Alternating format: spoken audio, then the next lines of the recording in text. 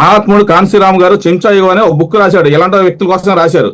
ఇందులో page number 95 లో sir, page number 95 లో సార్ స్పష్టంగా రాశాడు ఇలాంటి వాళ్ళ కోసం చెంచాల రకాలు. ఇది మొదటి రకం సార్. యాక్చువల్ మొత్తాన్ని దళితుల్ని, సొంత కులాన్ని, బహుజనుల్ని చీటింగ్ చేయడం, లూటింగ్ చేయడం, అక్రమ సంపాదన, మోసపూరిత సంపాదించడం, డబ్బులు దోచుకోవడం ఇదే సార్. వాడి తినేది మొత్తం దళితుల యొక్క కష్టాజితం, బహుజనుల యొక్క కష్టాజితం, పాపం కమ్మ సమాజంలో, రెడ్డి సమాజంలో, కాపు సమాజంలో అమాయకుల యొక్క కష్టాజితం రక్త కూడే అన్నారు సార్. వాడు సంపాదించి మొత్తం రక్త కూడే సార్. ఇప్పుడు అతనికి నాకేం డిస్ప్యూట్ లేదు, సరిహద్దులు తగాదాలు లేవు సార్. వాడు చేసిన పాపాలే కర్మ ఫలితాలను అనుభవిస్తున్నాడు. వాడు చేసిన పాపాలని నేను ఎవిడెన్స్ చూపిస్తున్నాను. వాడు చేసిన చీటింగ్, లూటింగ్ లో ఎవిడెన్స్ చూపిస్తున్నాను సార్. నేను కాదు సార్. మీరు మొన్న చేసిన వీడియోలో ఈ జడ శ్రావణ్ కుమార్ గారు కొన్ని కేసుల్లో ఆర్డర్లు తీయిస్తానని చెప్పేసి కొంతమంది దగ్గర డబ్బులు తీసుకొని అనేసి కొన్ని ఒక వాళ్ళ క్యాస్ట్ కూడా మీరు రివీల్ చేశారు, వాళ్ళని కూడా ఇట్లా చేశారు అని. అట్లా ఒక ప్రధానమైనటి అట్లా అన్యాయానికి గురైన బాధితులు ఎవరైనా వివరాలు గాని, ఏ కేసుల్లో ఎంతెంత డబ్బులు పోగొట్టుకున్నారు అనే విషయాలు మీ దగ్గర ఏమైనా ఉన్నాయా?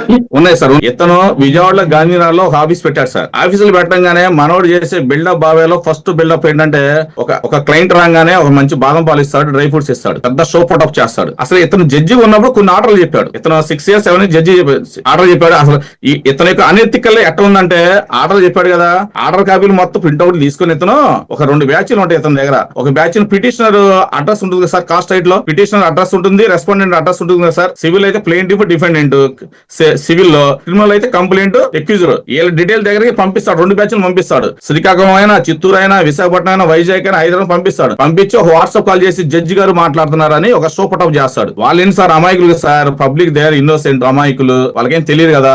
అలా ఈ బ్యాచ్లు మొత్తం అతను ఆఫీస్ పిలిపించుకొని మీకు ఆర్డర్లు ఇప్పిస్తా అని చెప్పి ఇతను కొన్ని బ్యాచ్ మెంబర్స్ దిగిన ఫోటోలు, హైకోర్టు జడ్జి ఫోటోలు, పెద్ద ఆల్బమ్ ఒకటి ఉంటుంది. ఆల్బమ్ తీసి చాంబులో పిలిపించుకొని పెద్ద ఏసీ వేసి మంచి డ్రై ఫ్రూట్స్ పెడతాడు, మంచి క్వాలిటీ డ్రై ఫ్రూట్స్ అని బాదం పాలు ఇస్తాడు. ఇచ్చేసి జడ్జిలో చూడండి, ఈ ఫోటోలు చూడండి, నేను నా ఫ్రెండ్, నేనేం చెప్తే అది ఆర్డర్ వస్తుంది. హైకోర్టు జడ్జి నాకు తెలుసు, ఈ ఒంగోలు నాకు తెలుసు, ప్రకాశం జిల్లా జడ్జి తెలుసు, శ్రీకాకుళం తెలుసు, కృష్ణా జిల్లా తెలుసు, రంగారెడ్డి జిల్లా తెలుసు అని చెప్పి ఒక కుట్రపూరంతో కలిగిన ఒక వ్యూ తీసుకొస్తాడు. అప్పుడు ఏంటి సార్, పబ్లిక్ ఇన్నోసెన్స్ కదా సార్, వాళ్ళకి తెలియదు కదా, they have no legal knowledge. జడ్జిలు చూస్తుంటారు, జడ్జిలతో కలిసి దిగిన ఫోటోలను చూపించి క్లయింట్స్ దగ్గర పెద్ద ఆల్బమ్ చూపించి ఈ చెంచా సొల్లు శ్రావణ్ పెద్ద ఆల్బమ్ చూపించేసి వాళ్ళ మైండ్ మార్చేసి 1 లక్ష గాంచి 50 లక్షలు టార్గెట్. సరే 1 లక్ష రూపాయలు ఇచ్చారనుకోండి, వాడు ఫైల్ చేస్తాడు. ఫైల్ చేసి నెక్స్ట్ నువ్వు ఇంకో 5 లక్షలు ఇస్తాను చేస్తాను, లేదు చేయను అంటాడు. క్లయింట్ ఏమన్నా రివర్స్ సైడ్ అనుకో, ఒక మాట చెప్పారు, ఇప్పుడు ఒక మాట చెప్పారంటే ఈ కేసు మెటల్ మొత్తం ఆపోజిట్ పార్టీ మళ్ళీ ఆఫీస్ పిలిపించుకుని కేసు మొత్తాన్ని అమ్మేస్తారు. కేసు